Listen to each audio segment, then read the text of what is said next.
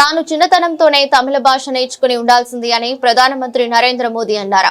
తమిళనాడులోని కోయంబత్తూరులో జరిగిన దక్షిణ భారత సేంద్రియ రైతుల సదస్సులో ఆయన ఈ వ్యాఖ్యలు చేశారు.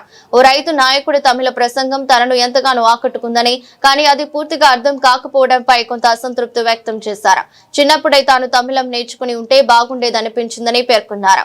ప్రధాని వ్యాఖ్యలకు సభకు హాజరైన రైతుల నుంచి పెద్ద ఎత్తున చప్పట్లు లభించాయి.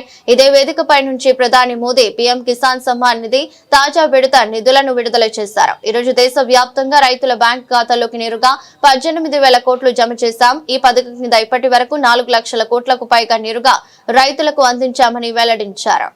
भारत के लिए एक फ्यूचरिस्टिक एग्रीकल्चर इकोसिस्टम बनाने के लिए हम सभी को एक साथ मिलकर काम करना होगा.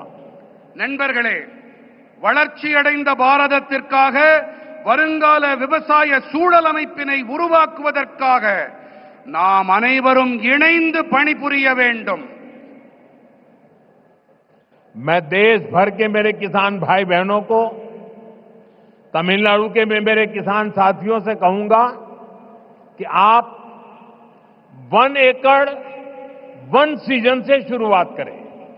यानी आप एक सीजन में 1 एकड़ भूमि पर अपने खेत में 1 एकड़ एक कोने में नेचुरल फार्मिंग करके देखें.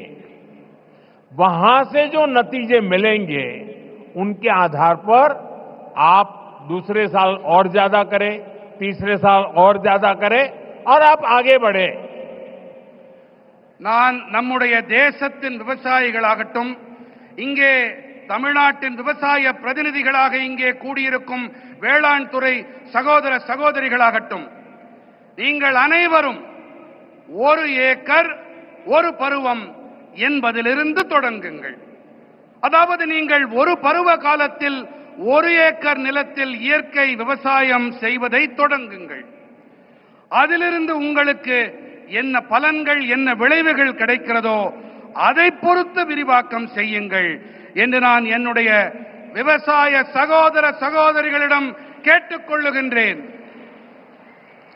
मैं सभी साइंटिस्ट और रिसर्च इंस्टीट्यूशन से भी आग्रह करूंगा कि नेचुरल फार्मिंग को एग्रीकल्चर करिकुलम का मुख्य हिस्सा बनाएं. आप गांव में जाकर किसानों के खेत को अपनी लैब बनाएं. हमें हर हाल में नेचुरल फार्मिंग को साइंस बैक्ड मूवमेंट बनाना होगा. இயற்கை விவசாயத்தை வேளாண் பாடத்திட்டத்தில் முக்கியமான பங்காக ஆக்குங்கள்.